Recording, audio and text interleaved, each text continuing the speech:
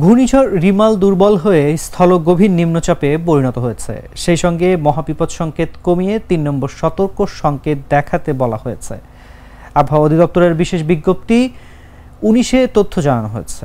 বিজ্ঞপ্তিতে বলা হয়েছে, কয়রা খুলনায় অবস্থানরত প্রবল ঘূর্ণিঝড় রিমাল উত্তর দিকে অগ্রসর ও দুর্বল হয়ে স্থলগভীর নিম্নচাপ হিসেবে বর্তমানে যশোর ও তৎসংলগ্ন এলাকায় অবস্থান করছে।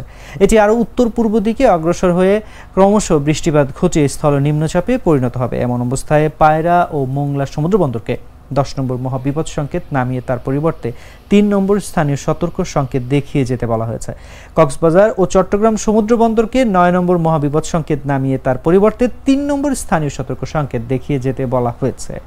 উত্তর বঙ্গোপসাগরে অবস্থানরত মাছ ধরার নৌকা ও ট্রলার সমূহকে আগামীকাল সকাল পর্যন্ত নিরাপদ আশ্রয়ে থাকতে এবং সাবধানে চলাচল করতে বলা হয়েছে।